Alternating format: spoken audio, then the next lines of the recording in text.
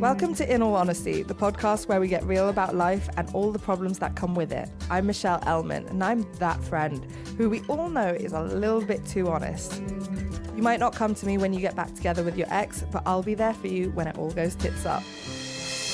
Welcome back to In All Honesty. Today we are talking about all things success, and I think it's because for the last few years I've actually been really redefining my version of success. I don't know whether it's coming into my 30s, but I've been working for over 10 years now, and a lot has changed. I think there's something very different about when you go into a career that you want to make a name for yourself, you want to earn as much money as possible, you have the energy. Because yes, I'm only 31, but I've definitely noticed how much less energy I have than when I was like brand new to the industry.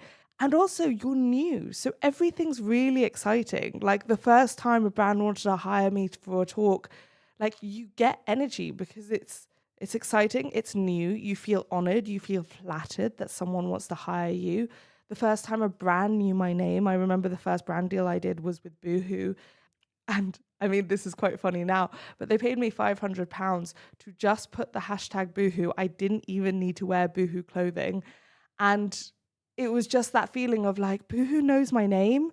And that naivety, youthfulness does disappear over time. But also, when you have such a period of your life where it's like hustle culture, go, go, go, you never stop, it's almost inevitable you're going to burn out. And there were definitely a few moments in my career which really started to change the way I viewed success.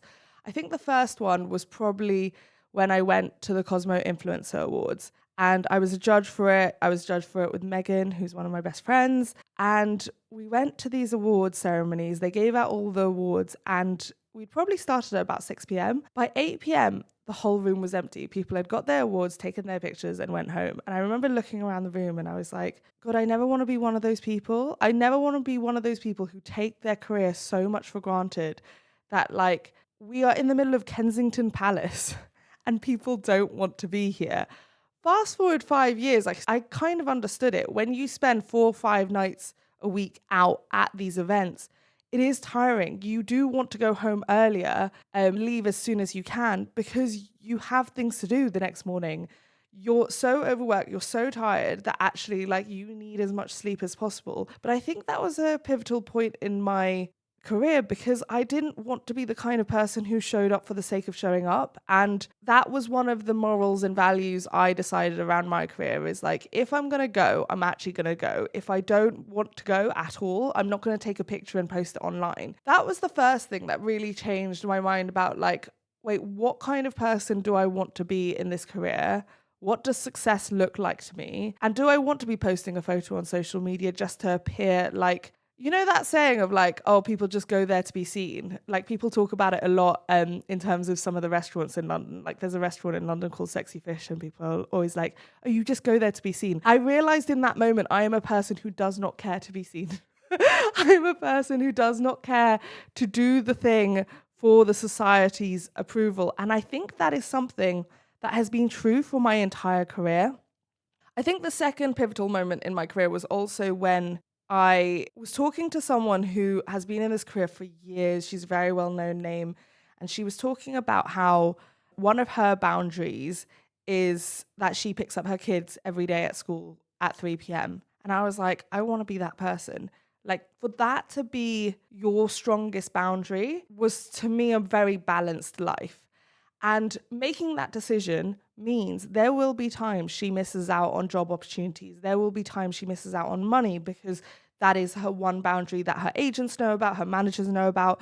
But to me, I was like, that's her version of success. Her version of success isn't doing the most, getting the most paid, getting the most job opportunities. And when you have a career at a certain level, there will be times you have to say no, which is how I came up with this podcast idea, is because I had an invite come into my inbox that 18-year-old me would have dreamed of, which was to do a talk at Oxford University. A lot of their talks are framed like a debate, and they wanted to debate a topic against some names that were really big and people who I really admire in the industry. And 18-year-old me would have never believed it because 18-year-old me got rejected from Oxford University. And the funny thing is, now when I look back, I'm so glad I was rejected. And I know that's something that a lot of people say, but Bristol University was one of the best things that could have happened to me. It was the place where I grew my confidence. And I went to a school which was very competitive, very rigorous.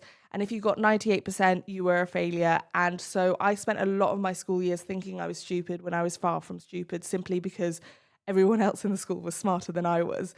And going to Oxford University probably would have been the exact same thing for me. It would have been more of this competitive environment where whatever you did wasn't good enough. A lot of my friends who ended up going to Oxford ended up dropping out.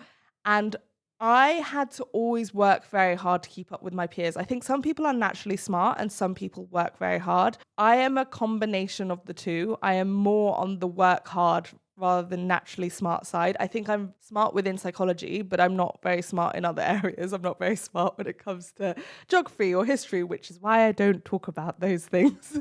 And when you talk about one very small area online, you can give the perception you're very smart because all I talk about is psychology and emotional intelligence. I think one of the large reasons I was insecure about feeling stupid in school is because that's actually not a skill that's really measured in schools.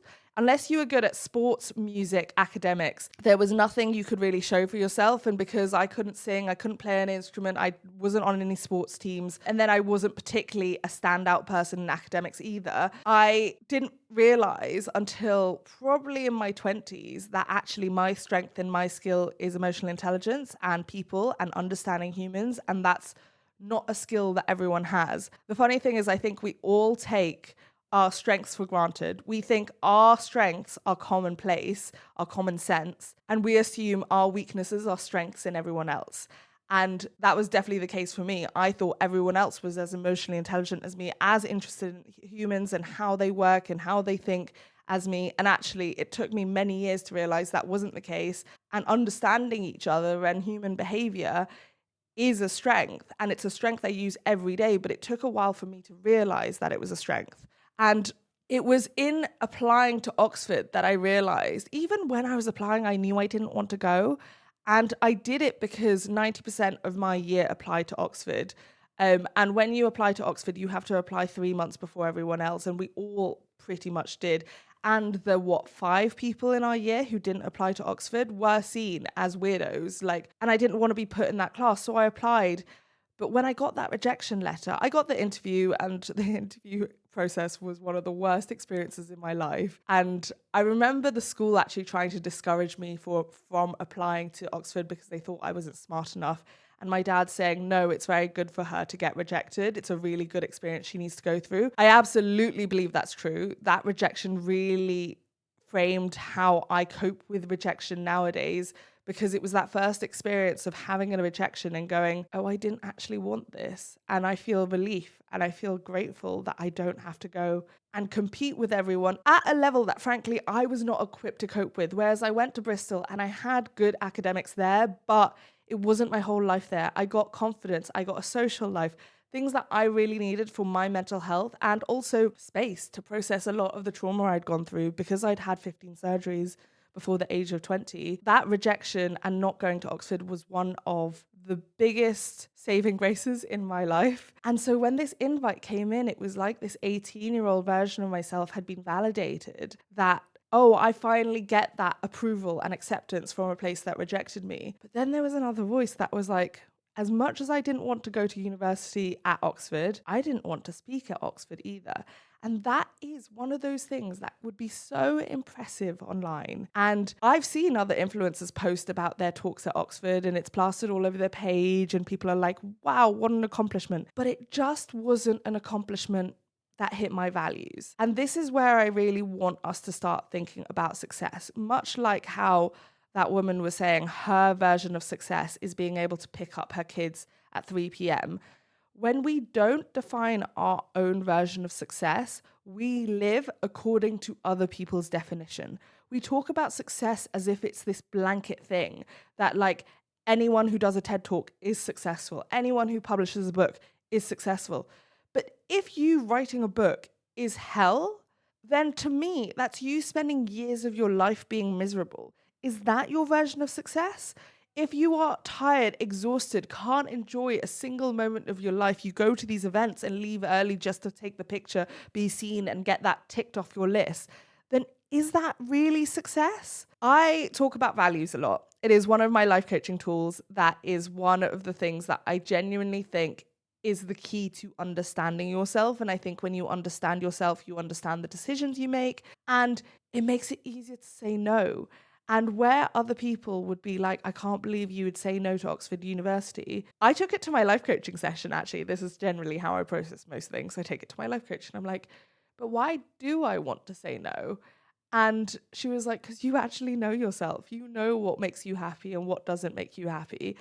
And it was one of those moments of actually choosing the points in my career for me. And if we look at my career values, for example, really high on it is recognition, and really high on it is career satisfaction. So, for example, I changed the content I post on my page in 2019. I was posting a lot about body positivity and I changed to posting a lot about life coaching.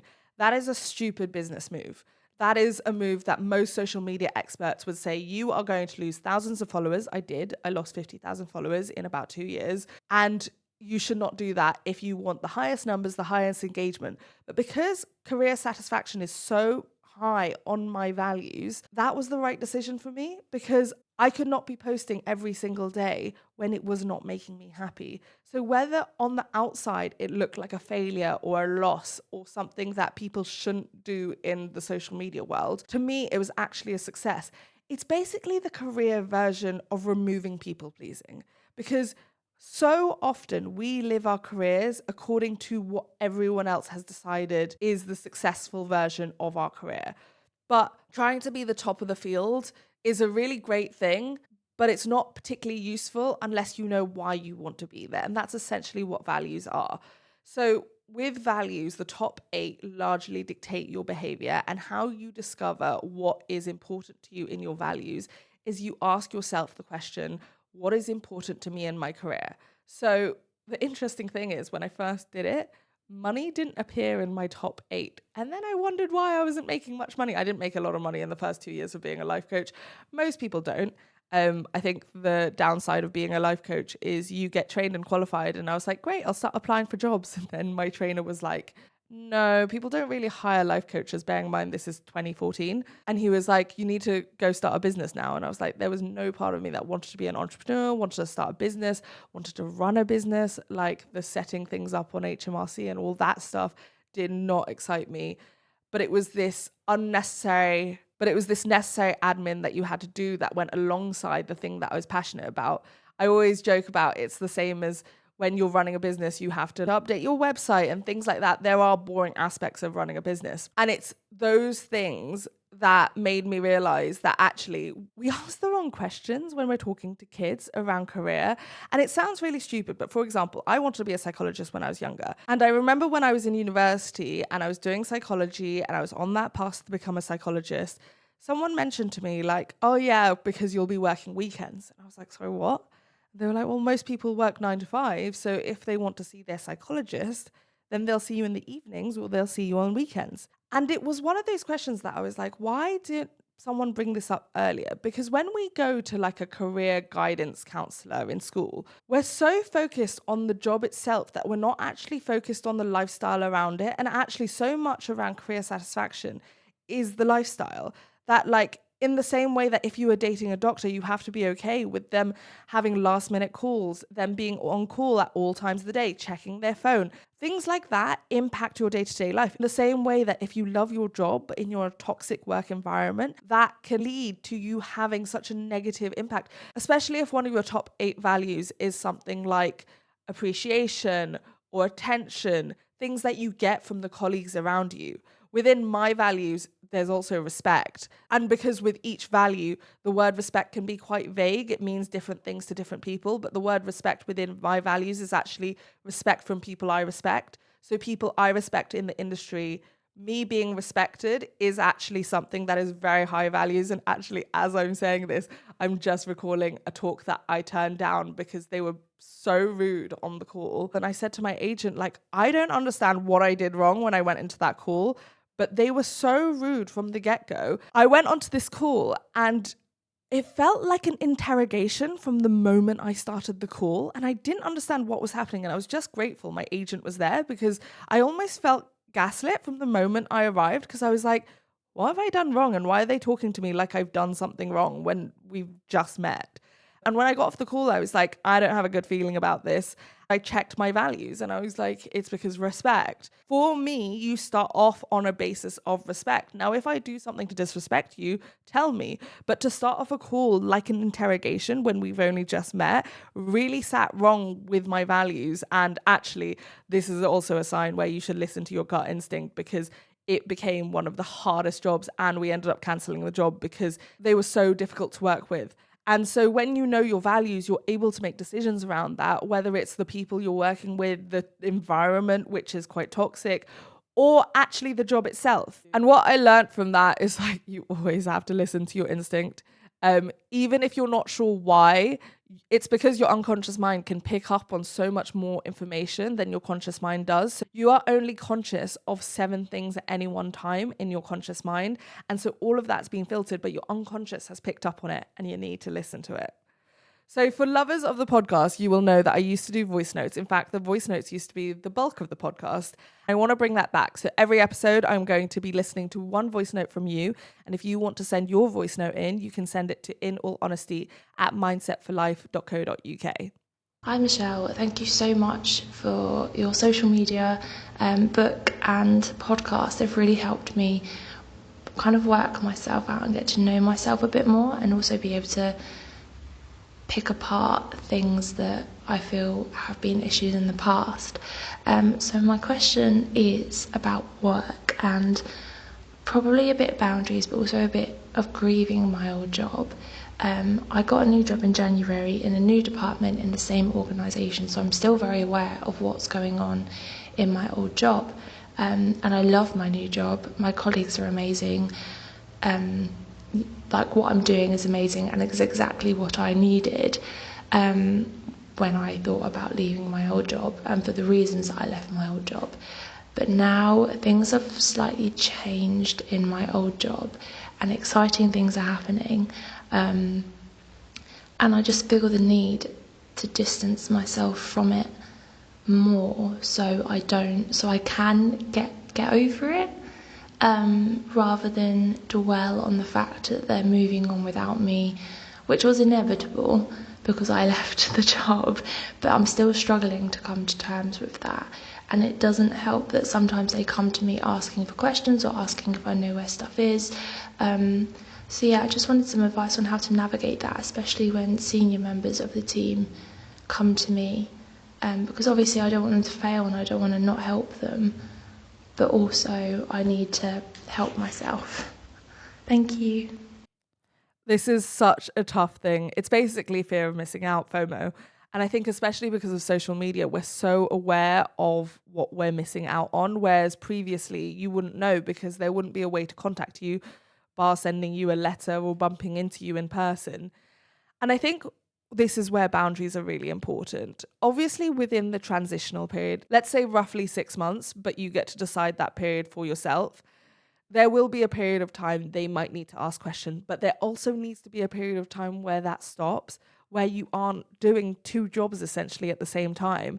And of course, you don't want them to fail, but you are also allowed to move on fully. And whilst you're still hearing about your old job, it's that constant thing of the grass is greener. You're not able to fully set into your new career and see the positives in that. There's something I actually read about in the context of love life that I believe applies to this, and it was about commitment, and it was in a book by Dr. John Gottman, and he was talking about how true commitment in our love life is turning our back and closing the door on any other possibility. That it doesn't matter if you're wearing a ring on your finger, if you're married, if you've signed that contract, you still cannot be committed to that person unless you've actually stopped looking elsewhere. And that also means stop comparing that person. So looking at your partner going, oh, well, they're not as funny as my ex. That means you're actually not truly committed. Now, that's the same thing when it comes to career. In order to be truly committed to your new job and see both the positives and the negatives of it, but in the context of where you are right now, you need to stop seeing going back to your old job as a possibility, because it's not a possibility. And that might mean saying to your ex-colleagues, like, I love staying in touch. I love being friends now. And even though we're not colleagues, I still want to be friends. But I'm actually finding it really hard to hear about our old workplace. And could we talk about something else? I've actually been writing about it at the moment. So my new book, Bad Friend, is all about friendship breakups. But there's a chapter about how to change from being colleagues to being friends. And it's about accepting that transitional period, but also noticing that when you're colleagues, you have contact automatically built in, which means that when you change from being colleagues to friends, there will need to be added effort. And it might be also noticing things that you didn't previously notice because you were always seeing them. For example, that they're a bad texter, because you never see that if you're seeing someone daily and you're not having to engage over text, or texting be the avenue where you make plans. And it's about accepting that this period is going to be a tough one. But what you can do for yourself is to not look at the things that are going to hurt your feelings. So that might mean muting them on social media for a bit and actively not looking at their socials and seeing pictures of you not being included. And the final thing I would suggest is write a list of all the reasons why you moved, all the positives in your new job. And every time you feel sad or lonely or feel like you're missing out, go back to that list and remind yourself why you made that decision and why that decision was the right decision for your life. Because as you said in your voice note, there are so many positives to why you moved, and it was the right career decision. And it's about detaching the personal from the professional and knowing that a professional decision isn't always the best decision for your personal life. So personally, yes, you are experiencing a lot of FOMO, but the fact you've been able to detach from that and make that decision anyway is a really positive sign for your professional life. Okay, so let's talk about how to actually find your career values. Now, this is probably something you've heard me say a million times. It is in all my books, but it is probably the one thing you need to know yourself best, and it is something you should be doing every 6 months, if not more. Sometimes I do it every 3 months. I do it about very niche areas about my life, and then I do it around my whole life in general, because it's also important to know where career sits in respect to your health and fitness, your social life. So all the pies in life are social life, family life, your love life, your career, and then health and fitness. And some people have finance as a separate pie. And for me, career probably sits very high. But if you asked me last year though, love life was my highest, and then my social life, and then my family life, and career was actually quite low. And I believe that came out of the pandemic. The pandemic really shifted my values. So the experiences you have in life are going to change where your values set, which is why are going to change where your values sit, which is why it's so important to reevaluate them. And when drastic things happen in your life, it will also change your values again. So I'm not surprised career is my number one value right now. It's pretty much been my lifeline this year. It's been the thing that makes me happy. It's the thing that brings me the most joy at the moment. And frankly, it's the thing I can rely upon, because I can't rely on my love life right now. So how you elicit your values is, as I said, you ask yourself, what is important to me in terms of my career? And then you write a list. And I often encourage people to sit through the second wave, or at least that's what I call it, where you will have loads of words come into your mind. And I want to be clear that not everything is a value. So values are largely intangible words like excitement, fun, mental stimulation. And the only non-tangible example is money. Money, obviously you can touch money, but that's the only value that you can actually touch. If it's something else that you can touch, like a beautiful desk, that's not a value. That's not a value. So then you ask yourself, what does a beautiful office or a beautiful desk give you? Then it's like, well, it gives me comfort, it gives me security. All of those things are values. Then you want to order your values. And how you order your values is ask yourself, what is the most important thing in your career out of all the things that you've written down on the list? But if you're stuck between two, let's say you're stuck between authority and respect, which I understand to some people that those could be the same words. The words represent differently in every person's mind though, and authority and respect can actually mean two completely different things to a person. Ask yourself, if I had authority without respect, would I be happy? And then reverse it, would I be happy? And that will give you a list, and we want your top 8. So once you have your top 8, you can then look at that list and go, okay, if I do this talk, will this talk give me, and go down the list, and will this give me respect? Will this give me authority? Will this give me peace, calm, whatever else is on your list? And as you're making that decision and you're going down and you're like, okay, so if I gave this talk, 3 of 8 of my values are going to be ticked. Are those enough of my values for me to want to do it? You can also do this if something is making you unhappy. So if you're like, why did that conversation in that meeting really upset me? You can go back and go, well, did it tick my first value? Most times, if something's upset you that quickly, it's usually because your first value is not being met. And my top value in life, usually, not actually in my career, but in life, is understanding. So if I feel misunderstood in a meeting, which is why I said it felt like an interrogation, I automatically go into my wounding. And it's important to say that when it comes to values, largely your values are there because they were unmet needs in the past. So for example, someone who has a lot of money, don't be surprised if that money doesn't sit in their values. And if they lose all that money, don't be surprised if money starts appearing as a top value again. Sometimes you can artificially put values in. So as I said, I didn't have money in my values. For me, that was because I had a lot of shame around money. I had to unlearn that shame and almost artificially prioritize money in my life until it became natural to me. Because frankly, if you have a career without making any money, it's just a hobby. And that was one of my hurdles when I first went into the working world, is realizing, oh, I need to unlearn my shame around asking for money and setting my fees and negotiating fees, especially because I run my own business. It's not like, it meant facing those money conversations a lot more head on than if you got a salary where you only had to have that conversation once a year. I was constantly having those conversations in my inbox. And if you have shame around money, you can imagine I was pretty rubbish at negotiating. And it's in those conversations that money started appearing higher in my values, because I started recognizing that I had to change my mindset around money. I had to actually start viewing it as like it's how society determines our worth in a workplace. And the final thing I would say is also to become really aware of hustle culture and society's desire for us to be as busy as possible. We see it in offices. It's called presenteeism, where you sit there for the sake of sitting there, so you look like you're working the hardest. But even when you don't work in an office, it's that need to also tell people how busy you are, and therefore if you ever rest, you feel not good enough, or that if you're not having a productive day, you take that as a sign of your self-worth. When we live in a culture that is very much like hustle culture, this is when we are saying yes to jobs that don't satisfy us. And if I had said yes to that talk at Oxford, it would have really drained me. When I give talks, it does consume a lot of my energy. I have to be so on, and then usually because I do a book signing afterwards, I am pretty much drained by the time I get home. And I usually schedule a day afterwards to recover from it. But all of that would have been so much worse and so much more energy, because it was something that I would have been doing to look a certain way to everyone else. It wouldn't actually have been something that fulfills my values or satisfied me in any way. And that's where I want you to start looking at how hustle culture almost determines the decisions we make in our career, unless we become aware and conscious of the decisions we're making ourselves. And a lot of that starts with values. So I hope that episode helped. And with all my episodes, I like to wrap up with something I'm learning at the moment. So the thing I'm learning at the moment is actually something that's quite unlike me.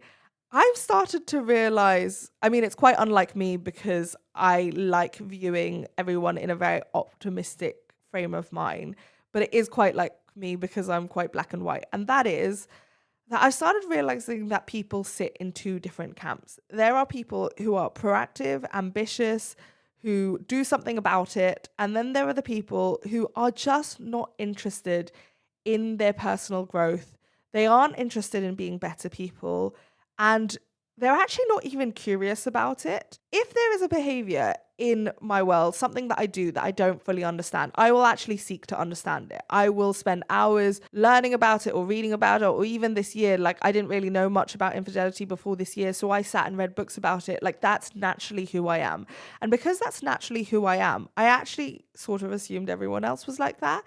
And this year, especially the last few months, has taught me actually it's not wrong that there are people like this. It's just that there are people who are not interested in knowing about themselves at all. And you wanting it for that person is not going to make them that way. And you can want that personal growth for them, but ultimately, if they're not interested, they're not interested. And it's not your right to say that their way of living life is wrong. In fact, I sometimes think their way of living life must be a lot more peaceful to not be so introspective. Sometimes I'm so introspective that my brain is tired because I can't stop thinking. And whilst there are some positives to the way I live, there are also some positives to the way they live, in terms of the fact they are probably a lot more clear-headed than I am and they aren't always overthinking everything. But I think I'm learning about this because I'm realizing that I actually want to date someone who is in the first camp. I do want to date someone who's the same as me, and I understand there's a huge narrative in the dating world about opposites attract. But actually, I think there are some differences that are too incompatible. And I think if you are a person who is interested in personal development and personal growth, you need someone who is at least curious about the way they tick, the way they think, and are invested in wanting to learn more about that. Because I think what I'm learning is that incompatibility is not something you can change. Thank you so much for listening. If you enjoyed this episode, leave us a review and we'll be back next week.